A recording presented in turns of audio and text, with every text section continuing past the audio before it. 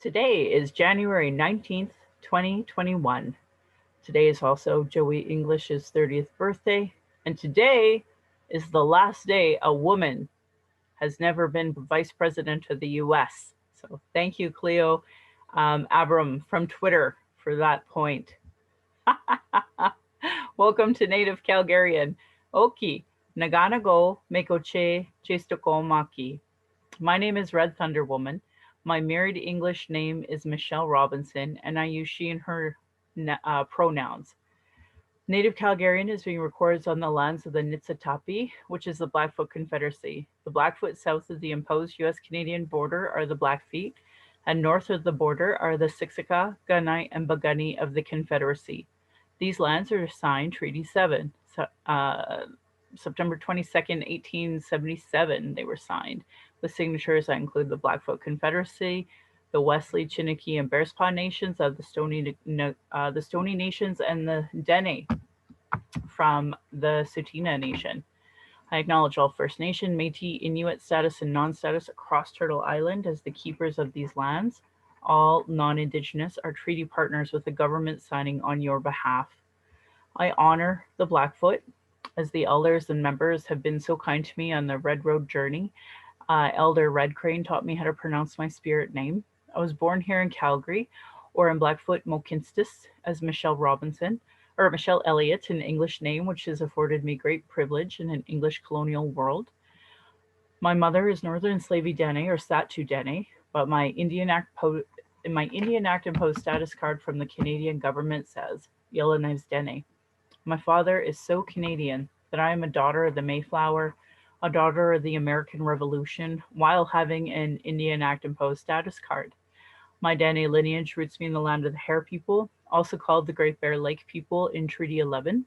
I am a native to Turtle Island, and my Dene Nation is a visitor to this area of Clincho Tinne Indahe in Satu Dene, meaning Many Horse Town, which was named after the Calgary Stampede.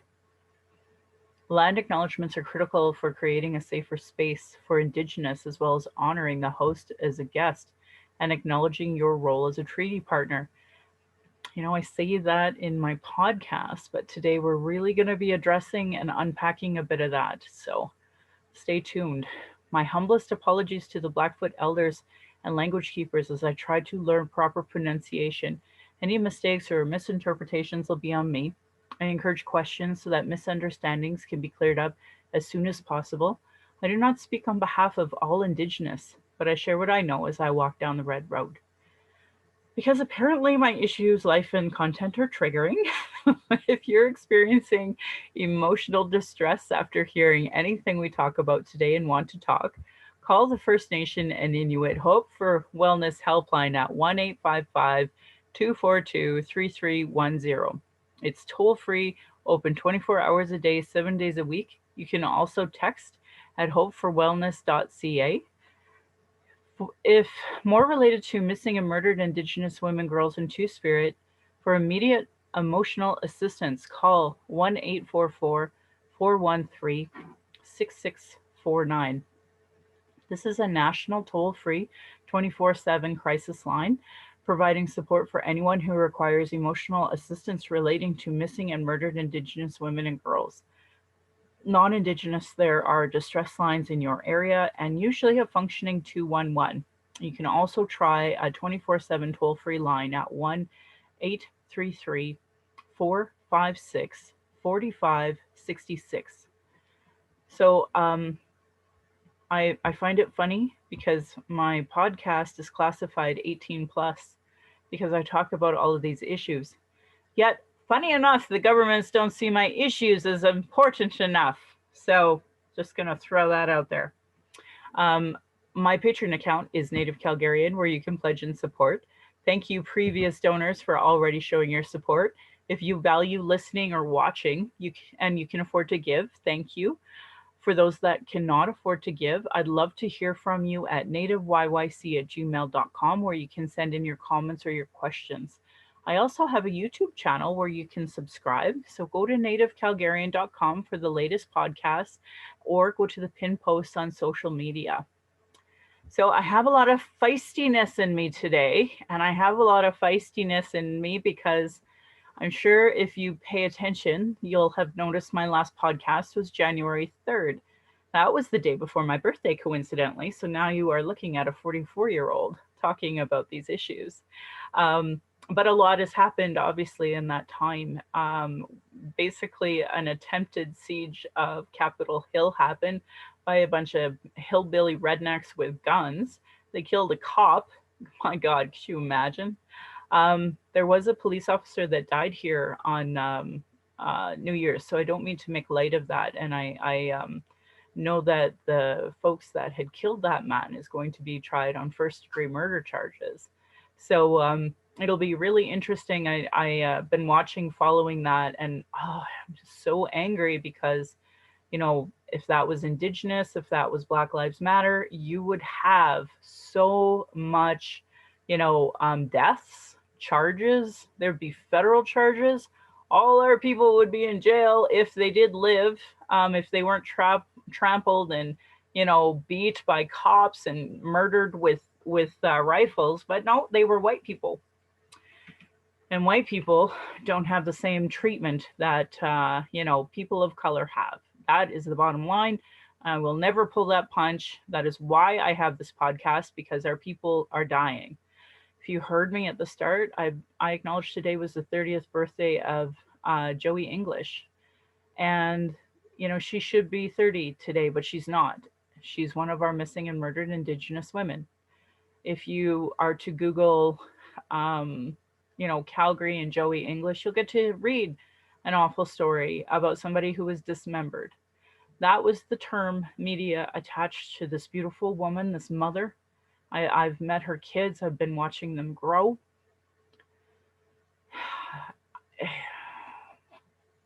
They never charged the man that they know who killed her, who dismembered her, because they couldn't prove it. You know, there conveniently is never enough evidence when Indigenous are victims of crime. And in the issue of the Capitol Hill, here we have all the evidence. They live streamed their atrocities, their treason against the country. And, you know, you're not seeing the federal charges that other people would be indicted for, 100%.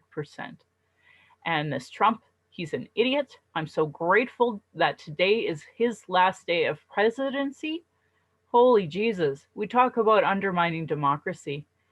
These stupid yahoos, whether they're in here in Alberta or whether they're down in the States, they actually let the Soviets win in their mind with their social media, with their, you know, propaganda. They fell for it, hook, line, and sinker. Literally, this is like watching Germany in like the 1920s. And the worst part is that everybody's talking about how, you know, once you have a failed coup, 10 years later, that was when Hitler took power. How much do you want to bet between Alberta, Canada, these stupid conservatives who go down to con camp in the States and listen to this stupid dribble from these stupid Trumpians? How much do you want to bet in 10 years our democracy will completely fail, if it even makes it that long?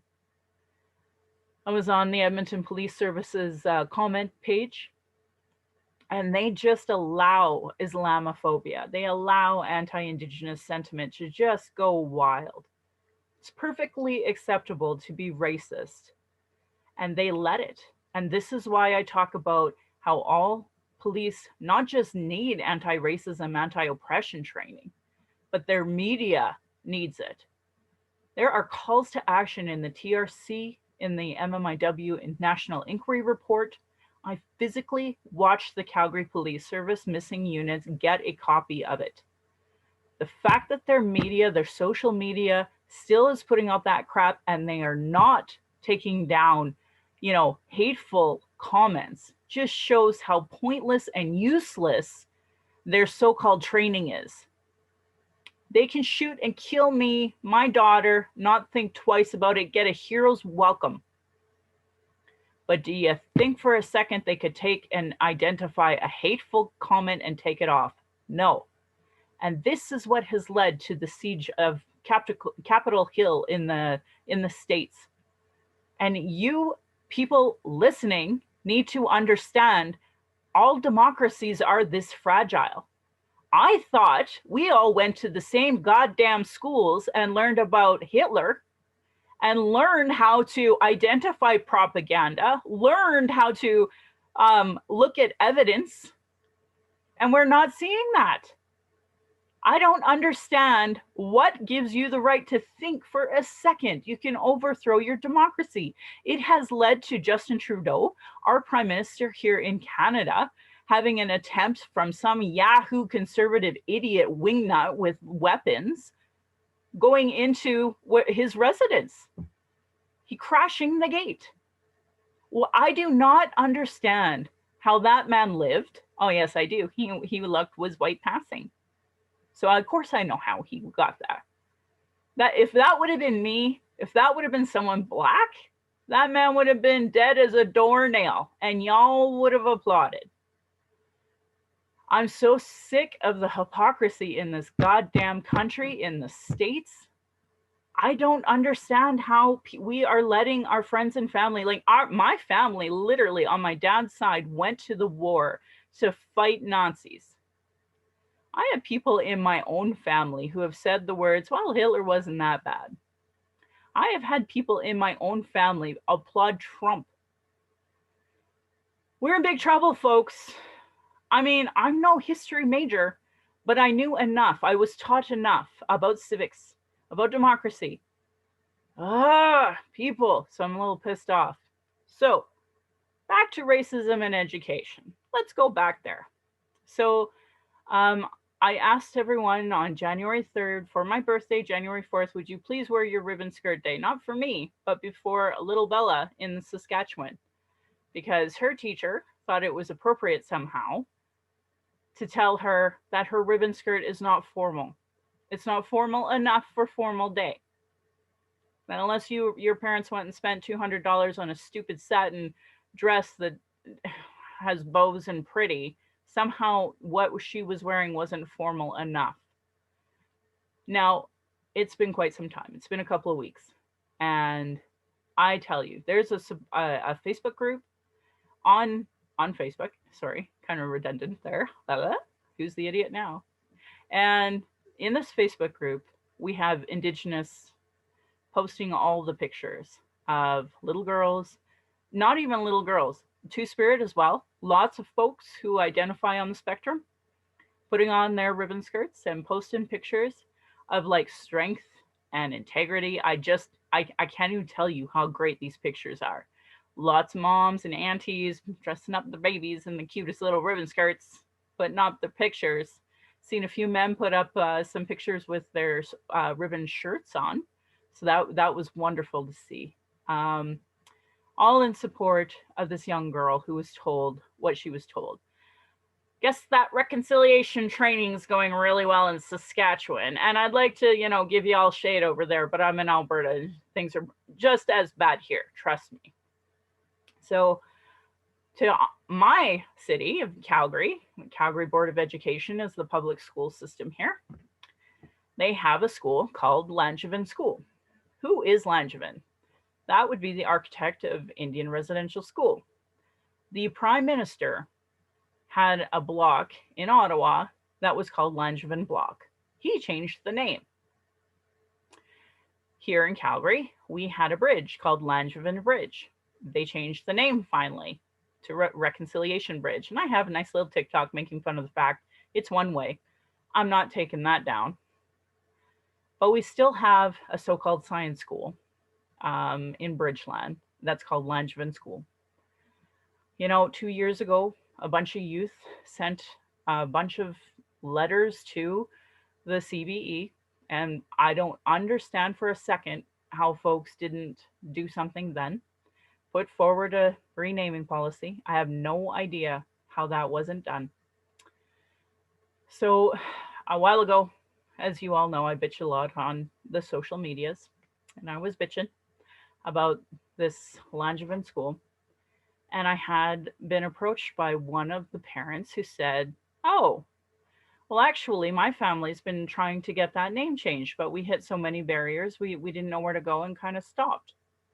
So I sat down and talked to them, and it turned out they were concerned that they were speaking for Indigenous people. And I would argue that in this case, they were doing the good thing and doing the good work, but they did need some support. So, I've been collecting letters from Indigenous folks in the city here, asking them why you would support a Langevin school name change. And they've been sending in their letters. So if you're in the Calgary area, send me your letter. My daughter has expressed interest in being a marine biologist. I find it hysterical. We're going to talk about STEM, like Indigenous STEM, when the only science school in Calgary is Langevin, the Architect of Indian Residential School. This is low hanging fruit, a win for everybody by changing this name. Now, one of the wonderful volunteers that I had in my campaign and who has been a long-standing member of my book club, and point blank, she just had a root canal, and I'm praying for her there. So I'm sure she's in a lot of pain today. I'm thinking about you. Anyway, she started using the terminology that you would hear when talking about, say, the Washington Football Club, the Edmonton Football Club, and she started applying that same sort of language. And rather than calling it Langevin School, she started calling it the Science School in Bridgeland. What a great alternative rather than, naming and honoring an Indian residential school architect. So, really appreciate her. There's been some really wonderful settlers stepping up, writing letters. I want to name you all, but I know I don't have permission to name you all, but I am grateful. I am grateful to see settlers stepping up on this. And settlers, you need to know in 9 months is an election municipally, and this is all across Alberta. So if we don't get progressive candidates in these, school trustees positions, if we don't get them in councils and as mayors, I know the conservatives are organizing and they are trying to get their conservative agenda on the table so that they can continue with their conservative politics of denial of the genocide that Indigenous are ongoingly under and have had to survive up to now. So I'm begging you, if you are a progressive person, if I think you underestimate, you should run, number one. And I would talk to you about that.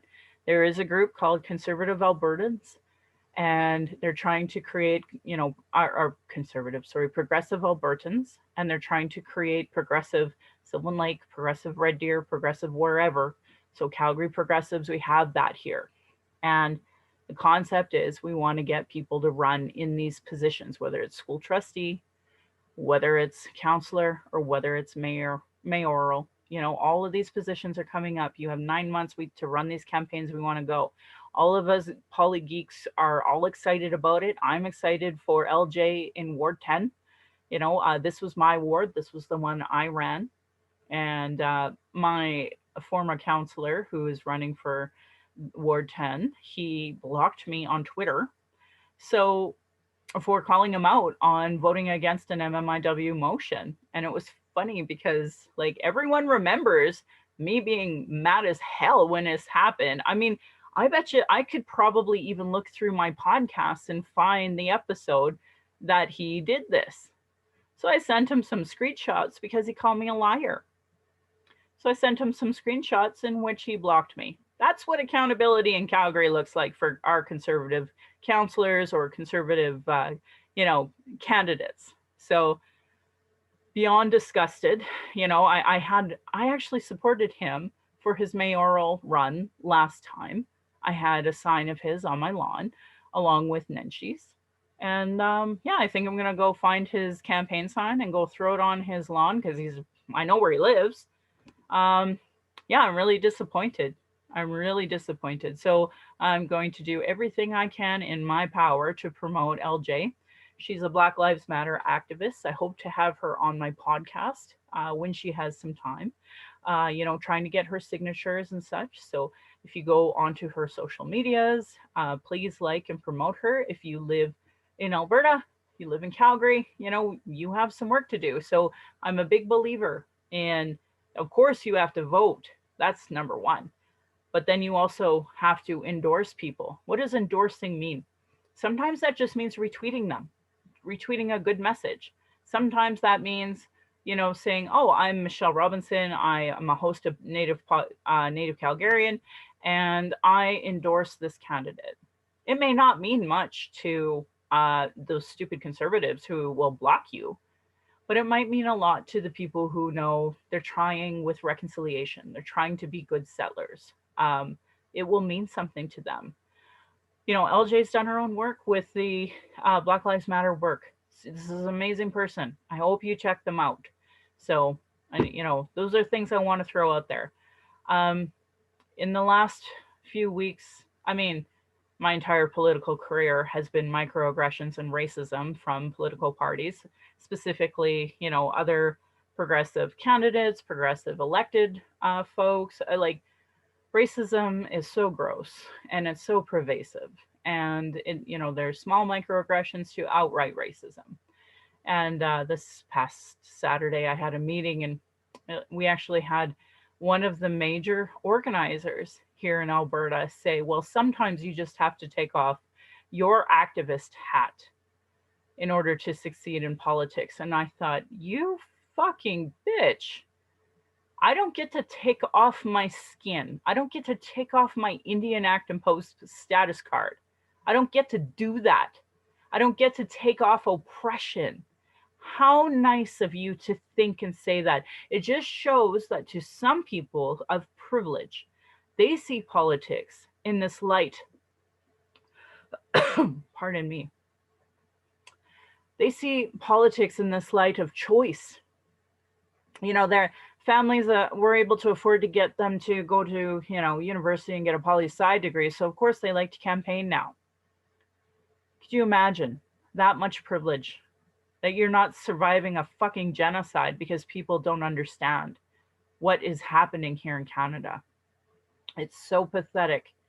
And I can't tell, so-called progressives, just white people in general. If you are in politics and you absolutely have the audacity to say to my face, "Why don't we have more Indigenous candidates? Why don't we have more Indigenous folks wanting to be on our boards?" You have no concept of the oppression. Zero. Zilch. I know when you say these things to me, you have no Indigenous training whatsoever. I know this. Ugh. Anyway, so yeah, I'm a little spicy today. So with Langevin School, we're hoping that we're going to see something called the CBE Cares Committee come out with a report. And that is about 40 folks on basically an anti-racism committee. They're coming out with a report. And between the work that our Langevin school name change and their work, I'm hoping the time will be set between this elections that we can get this name changed. I cannot send my daughter who wants to be a marine biologist to Langevin School. Now that said, there's a little more to it. We have something called lotto schools here in Calgary, which means that just because you want to go to science school doesn't mean you get to go to science school. You have to put your name in a lotto and you have to get picked, and lots of kids don't even get to go to the schools they want to go to. It's not to say they're denied public education. They just don't necessarily get the school of their choice. So unless you are a conservative and have a ton of money and can put your kids in private school. Anyway, okay, so let's move on. I had my book club on Monday for Truth and Reconciliation Calls to Action 77 and 78. Those are the National Center for Truth and Reconciliation conversation. I started recording it, but then I blew it. One of my favorite settlers who's been a part of my book club, who's a part of the Langevin School Committee, her and I started name dropping someone we shouldn't have name dropped, and I'm like, I'm just turning this off. So we did. So I'm not uploading that book club, but obviously this one is, please Google it, please look into it. If you have questions about book clubs, actually, I'm just going to go into this. We had a newer member who really, is Indigenous even, and she's totally new to what TRC is and all of this work. So basically, I guided her through some basics that I forget. I forget at times. So if you're newer to my podcast, this probably is more for you too. If you go and you Google trc.ca, you'll see the Truth and Reconciliation Commission website. They actually have, like, a few blue links, and they'll say on there, reconciliation, the legacy, part one, part two, all of these things. Well, those are actually the books. So the books, so if you're on my YouTube, you can see my um, book that I'm holding. This is just one volume, volume 5, and that's free, open to the public. It's been open to the public for 6 years. So between volume 5, volume 6, we were discussing um, TRC 77 to 78. One of my favorite books is actually this final report summary book. It's like a quick reference. You can see I've beat the crap out of it, bookmarked it, all sorts of things. Every Canadian should have one of those. If you go onto the National Center for Truth and Reconciliation Commission, you can actually buy these tiny little ones. And they have the 94 calls to action. And then in the back, they have the United Nations Declaration on the Rights of Indigenous People. Those two documents are what we really should be guiding us when it comes to policy development at any level. The National Inquiry for Missing and Murdered Indigenous Women, I have two of the books here. There's a volume A and B, and they're both available and open to the public. So you can just download them or read them depending on what kind of medium you have. So, I'm telling you this because I just list them off all the time. These are the books that I encourage every Canadian to know. And the reason why I do that is because if it wasn't for my family surviving Indian residential school, I wouldn't even be here. I want to honor all of these conversations about reconciliation actually need to be centered, not just around Indigenous, but specifically the Indian residential school survivors. I can't emphasize that enough. When it comes to missing and murdered Indigenous women, always that conversation centered around the families, always. Really important to know. And then when it comes to Indigenous knowledge, I was taught this actually by Josie Nipinak, and she taught me about OCAP. And OCAP is ownership, control, access, and possession of data. And those are principles that the First Nation Information Governance Center gives out. Anyone can take that training. If you're Native, you get it for free. But if you're non-Native, you have to pay. So I followed them. They're like highest on my notifications, along with like First Peoples Law. These are really important websites to me. Yellowhead Institute, incredible group of people who are really critical. I've drank the red Kool-Aid. I am a liberal. I'm part of the Indigenous Peoples Commission. I try to be as objective as I can about and being critical of our own policies. I've always believed liberals can be critical of their own party, unlike the Conservatives and the NDP. But I'm sure the NDP and the Conservatives would disagree with me. Anyway, I'm getting off point. The point is, Indigenous people need a place to keep government accountable. And Yellowhead Institute is such a great resource for folks. I can't emphasize them enough. So with that, those are the like basic resources you need. And I also want to honor the Royal Commission on Aboriginal Peoples. That report was put out in 1996, and they, their recommendations weren't implemented either. And, when the 20-year anniversary came and passed, that really broke my heart because that was a year after the TRC. And I don't want the same thing to happen when it comes to the 94 calls to action. In fact, the Royal Commission, well, I guess the Truth and Reconciliation Commissioners said they tried to take the 444 recommendations in the Royal Commission on Aboriginal Peoples. We call it RCAP. So if you start hearing me say RCAP or TRC, I'm talking about those two reports, the one in 96 and the one in 2015. And the one in 2015, the TRC, they did not want what happened to their recommendations to happen to what happened with RCAP in 1996. Great work, amazing due diligence on both. And so they said recommendations, they collect dust on a shelf. So that's why they called them calls to action. And they took they looked at the 444 on RCAP and said, okay, well, how do we encapsulate this into smaller calls to action so that they'll just get done? So, I feel my granny, she's still living, but one of my uncles isn't, who went to Indian residential school. He passed. And I have an auntie and an uncle that have still survived that. The rest of my aunties and uncles and my mom went to a Catholic school in Yellowknife. I would argue still awful, but not as obviously as awful as what my family experienced at Sacred Heart. So, in Fort Providence. So, anyway, I have this obligation. I have an obligation to myself to heal me as best as I can. I have an obligation to educate myself so that my daughter doesn't have to go through these things as well, right? And if I'm pushing and leading folks in the direction of calls to action and calls to justice from the National Inquiry Report, my hope is we will, keep moving, do something positive. This isn't a fad. I recently heard somebody who doesn't have any concept of their power and privilege in a position of power think that this is a fad. It's not. And I also want to say that, the fact that you think growing up in the Northeast makes you not racist shows you how racist you are. You need anti-oppression training immediately. And I hope you don't get reelected. And I won't name you, but I know you know who you are.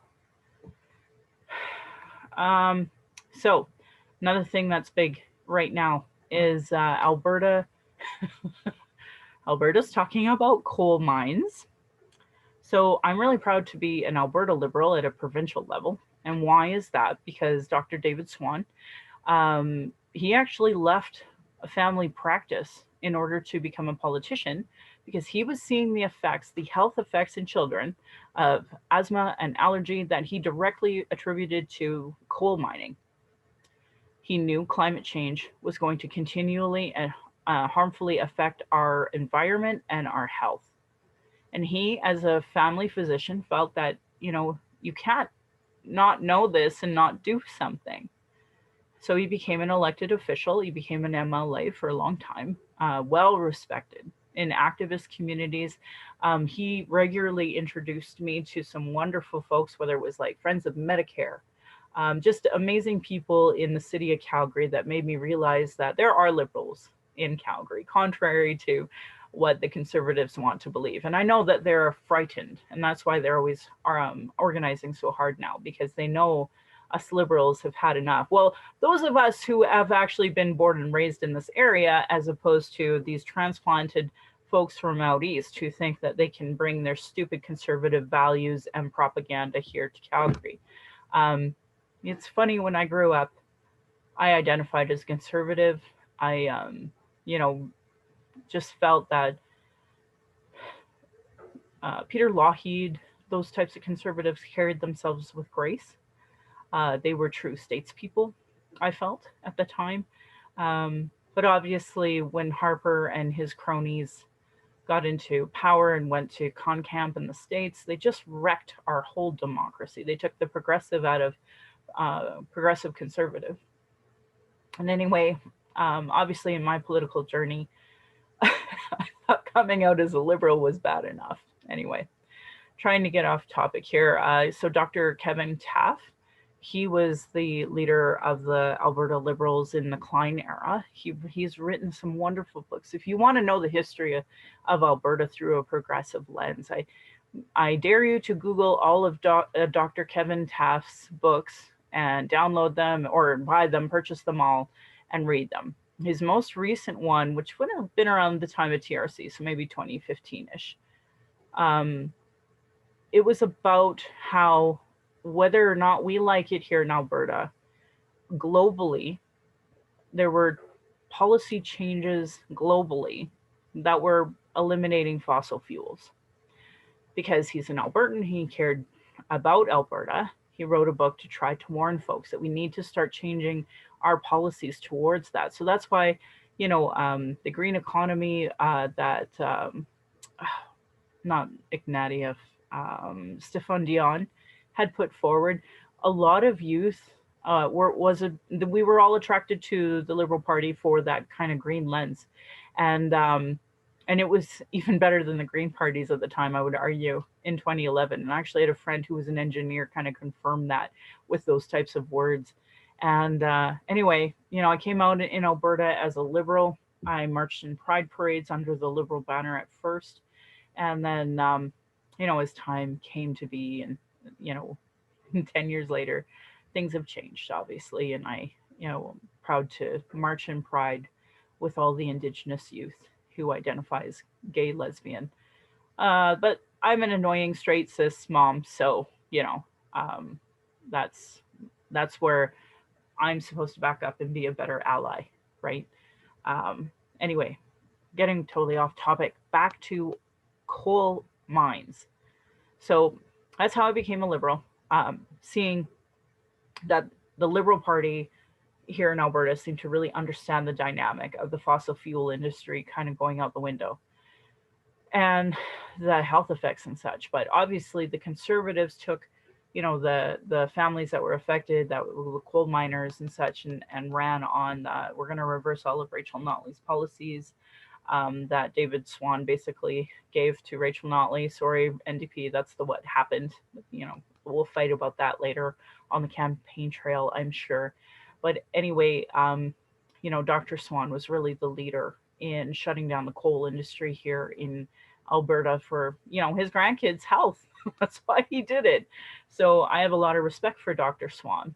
So now we're here, and the Conservatives have decided to take and buy and sell a ton of Alberta's beautiful mountains that they literally use as a backdrop in all of their messaging, is our beautiful mountains, and they're going to mine them. They're going to rip them apart and mine them.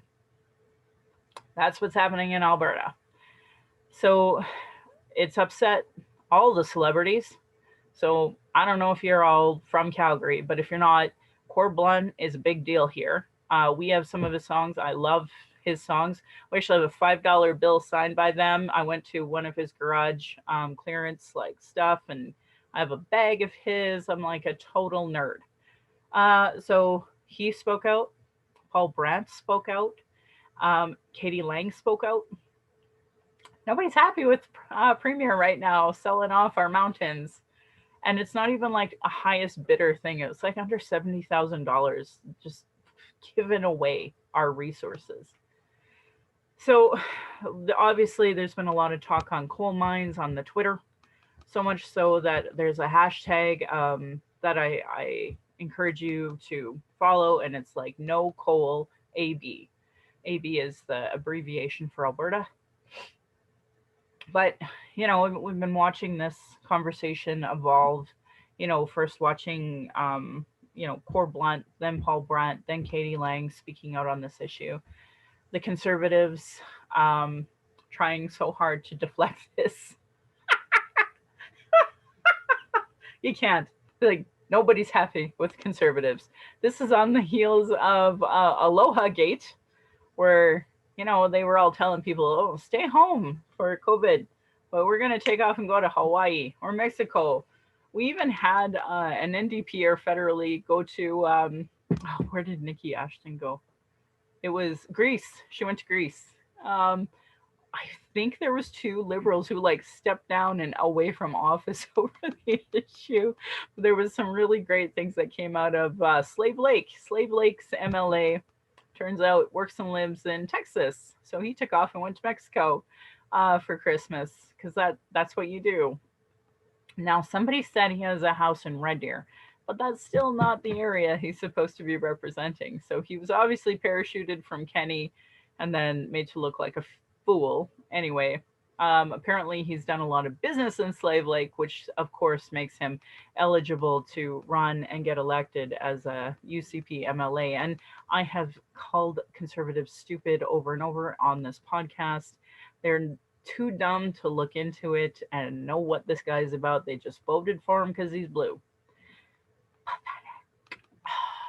Anyway, so back to no coal AB. So I actually got a question on my um, Facebook page. I was so annoyed and mad, and not because the question was asked, but because it's a legitimate question that deserves a legitimate answer. So let's give you some background. So there's a wonderful Indigenous activist, a Blackfoot activist that's on Twitter. It was pulling teeth. He just came onto Facebook, but he's finally on Facebook too. So Terrell Tailfeathers, kind of a legend. He has a huge following. Anyway, he's on Twitter and he made such a great post. I had to not just retweet it, but I put it on my Facebook. Took a screenshot, put it on my Facebook too. So he said, non-First Nations tweeting hashtag no coal AB without including hashtag land back are ignoring the rights of Indigenous people and upholding the colonial status quo. They are complicit. We see you. Great point. Loved it. Couldn't agree more. So I said, I quoted it. I'm done with political organizations and politicians not understanding that they are always centering themselves and not First Nations. And by centering themselves, they are being racist. They are ignoring their treaty obligations, most certainly in the opposite direction of reconciliation. So then I got the question. And so John Malcolm posted this on my Facebook page, and I was annoyed, but I knew it needs a proper answer in order for people to understand it. So he said, I support both initiatives, meaning no.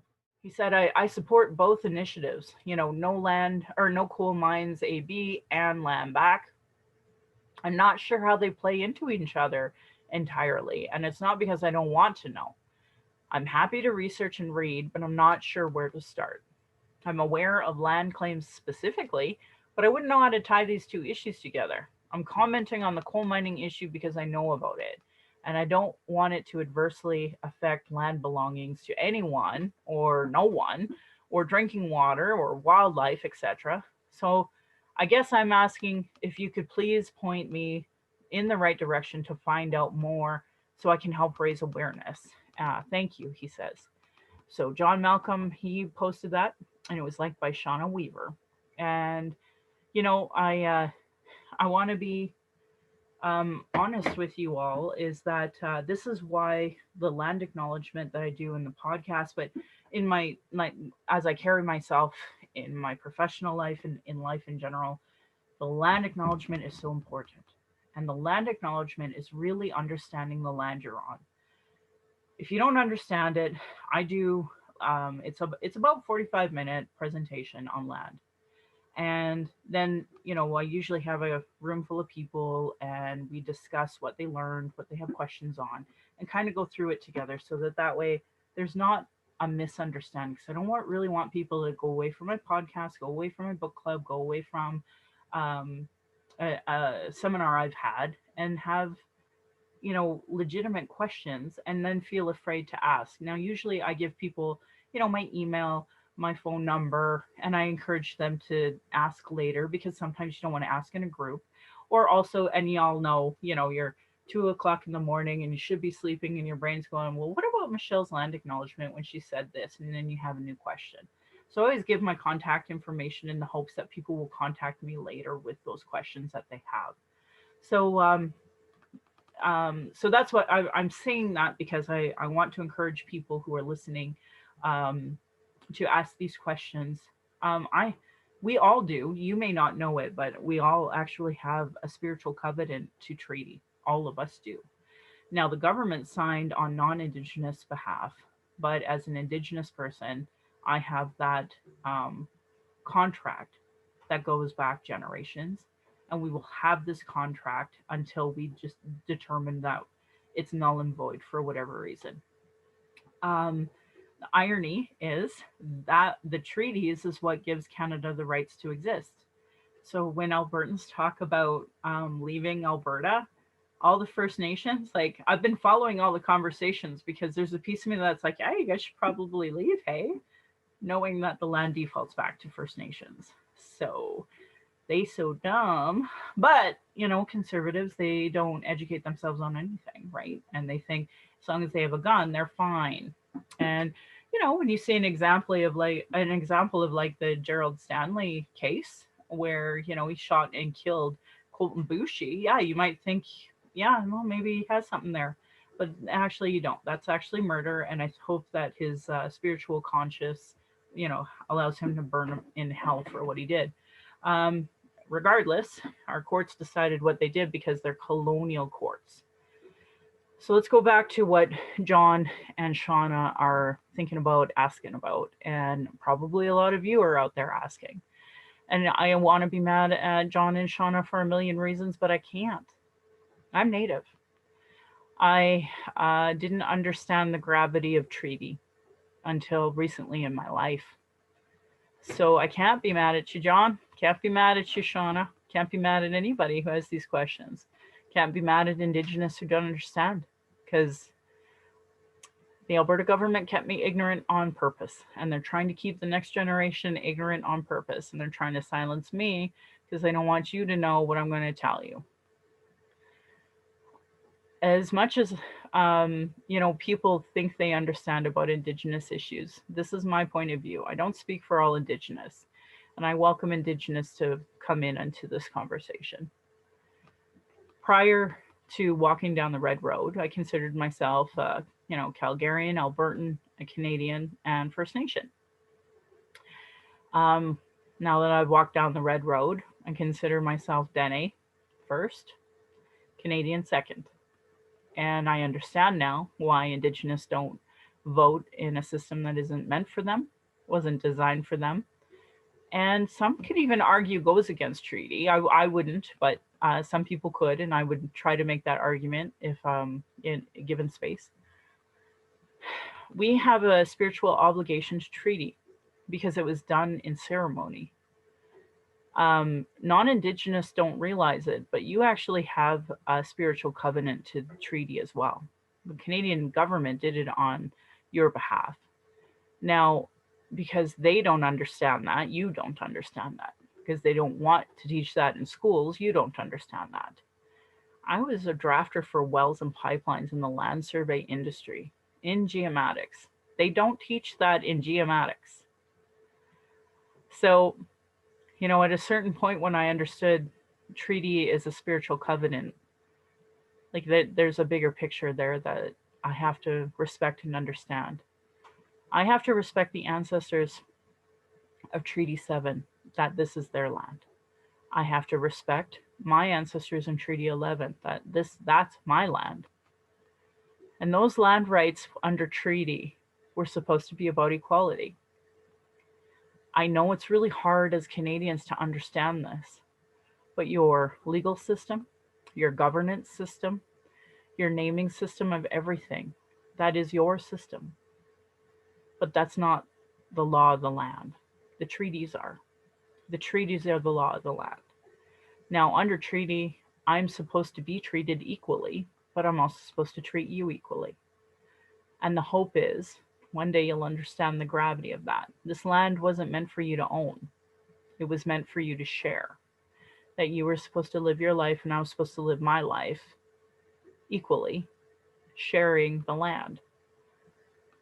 So if you look at our context today, what they did underhandedly, the Canadian government, was that they imposed the Indian Act. They invented the Northwest Mounted Police and the RCMP to pick up all the natives and put them into these small chunks of land called reserves. That's not what treaty is. Treaty is not little tiny reserves. Treaty 7 is basically all of southern Alberta.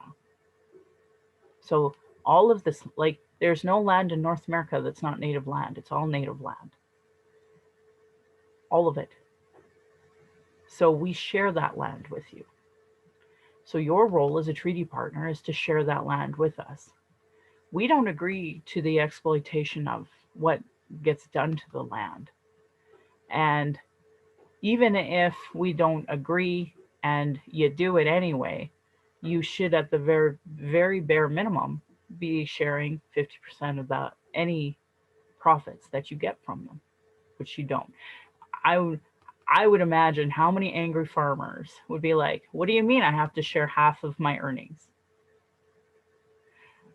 But I'll say this, farmers were sold land with little Indian graves under them. And today we have a whole book for TRC about missing children and unmarked graves. And today farmers are plowing over top of that thinking they own it.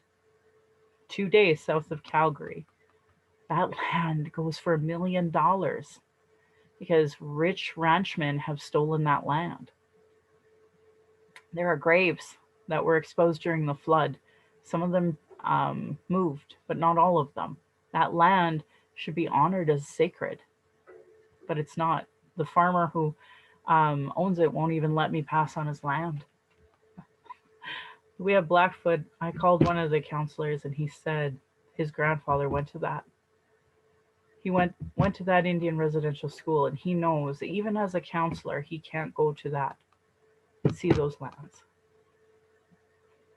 So when we talk about land back, right today under the Indian Act, 0.02% of the land of Canada is allocated as Indian reserve. And that they don't, under reserve, under the Indian Act, we can't own the land. It's being held in trust. Under the Indian Act, I'm a ward of the state. I'm not a citizen of Canada. So there's a real misunderstanding on education when it comes to this question. And it's not that John doesn't want to know, and it's not that Shauna doesn't want to know.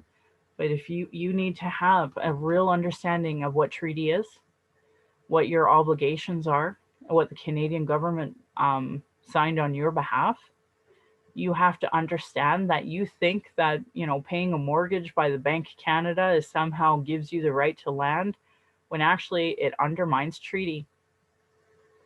Those are huge concepts. Treaty runs my life now. That's my governance, is treaty first. Natural law. Those are my governance now.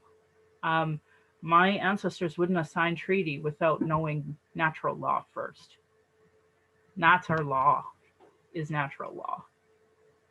So, the Canadian government and their laws, when I was raised to believe that was the law, the letter of the law. But now I see that like third rung, maybe. First, natural law, spiritual law, treaty, then Canadian. And that's me honoring the Canadian part. And that's the part that a lot of Canadians know about, but they don't even know their own system. And I dare you all to go door knocking. Most people don't know the difference between school trustee, ward, or MLA or MP jurisdiction. It's just reality. And that's your education system keeping you dumb, so that when the next Trump or Hitler becomes, in power, you're like, hoorah, yeah, let's grab our guns, totally defend our land, blah, blah, blah. Not only you look stupid, but going against the intent of treaty. You're going, there's just a huge, bigger picture here. So back to the coal mines. Coal mines are not something to be exploited. If in a perfect world we lived equally, no oil and gas development, fossil fuels, coal would ever be done without not just, informed and prior consent, but agreement, absolute agreement from the treaty chiefs. And the profits would be split. Like these billionaires, I don't know why you Canadians allow this to be. I hear conservatives complaining about CERB. I mean, I don't understand how, when you think of the billions of dollars in subsidies given to corporations, you would complain for a second average Joe Canadians getting $2,000 a month. Like I can't even comprehend what your concept of economics and fiscal responsibility is. I mean, as a liberal, most of our platform is about fiscal responsibility based on evidence. And I swear, I don't know what kind of math y'all do. I have no idea. Anyway, so let's just go back to what he said. he supports both initiatives. So land back is jurisdictional rights back to these lands. Understanding, um, Indigenous have rights to these lands too. All of the lands, you know, parks, ranchers' lands, all these lands are Indigenous lands. We grant you as a guest the chance to live here with the assumption that you're going to allow us to live the way we want to live and live equally. And you don't. You don't do that at all. We don't even get dollar to dollar funding on anything. So when it comes to land back, I mean, the very least 50% of the land. So we create new agreements where 50% of the land becomes Indigenous lands again. That's easy to do. Crown land is crown land. Well, why does the queen own it? Why isn't it our land? It doesn't make any sense whatsoever. And as the caretakers of these lands, you know, we know with the United Nations Declaration on the Rights of Indigenous Peoples globally, if Indigenous people had Indigenous centered governance and allowed to continue to live the way they were meant to live before colonialism of these different European countries, we wouldn't be having climate change issues at all. So, land back has many different meanings of understanding treaty and jurisdiction, agreements. These are things that we do not have conversations as a society with. I hope what I said makes sense. Um, I can definitely encourage Arthur Manuel's books. There's two of them. I usually have them sitting here by the computer, but I don't.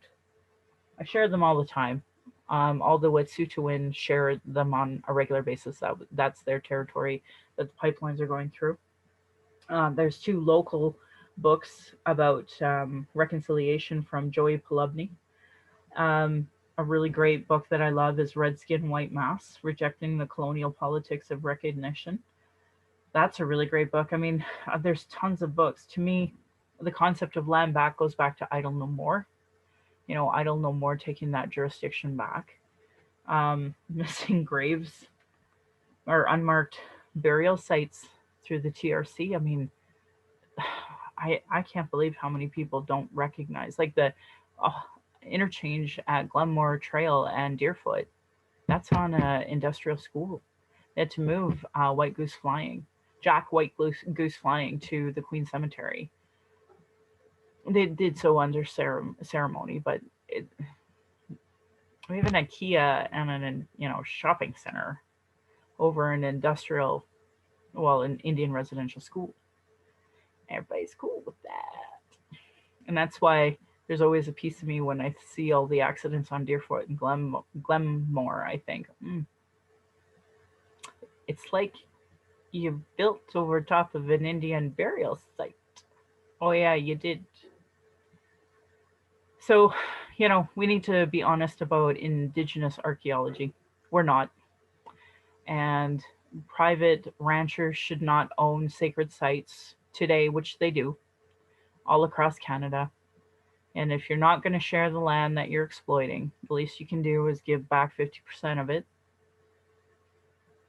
So I'm hoping this makes more sense about the whole land back and Indigenous caretaking and why that's important for all of us, for the water, for climate change, but most importantly, Indigenous sovereignty and jurisdiction.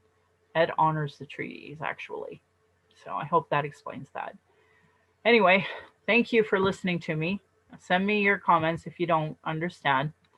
I'm proud that this podcast has given solutions and included cultural safety training, cultural first aid, and almost all of the podcasts leading up to recently about creating a safer space for Indigenous, people of color, those with disabilities, LGBTQ2 plus to speak. I want to say thank you to authors Cheryl Ward, Chelsea Branch, Alicia Frickin of here to help.bc.ca, Indigenous peoples, and what is Indigenous cultural safety and why I should care about it. Those are tools that I have talked about over and over in this podcast. I'd love to see people actually do something with that knowledge start implementing it. I think we've seen a lot of that now with all of the hate crimes happening. Their work are the cultural tools that I have said over 100 times in this podcast. So please support Indigenous work as your part of your reconciliation work and settler understandings. I'm just, you know, highlighting and repeating it here. There's something called internalized racism and lateral violence, and that's another form of Indigenous violence and marginalized folks' experience by the structure of racism imposed on these lands. So, thanks to the Indian Act, Indian residential schools, land clearing policies, you know, we've created a really awful survival technique called lateral violence, and it is a form of self hate.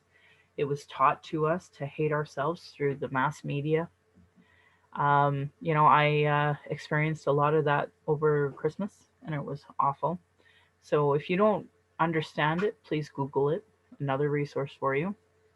Racialequitytools.org by Donna Bevins. What is internalized racism? Really great stuff. There's so many good books out there now, too.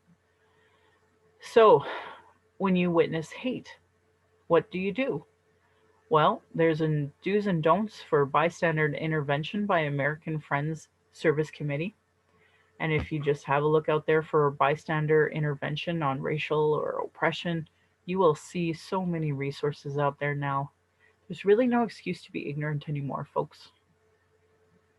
Indigenous have been talking about these issues, sharing our traumas in reports, commissions, and in public hearings just so it can be regularly disregarded. No more. Honor our words, honor the treaties, listen to politicians and their policies and platforms.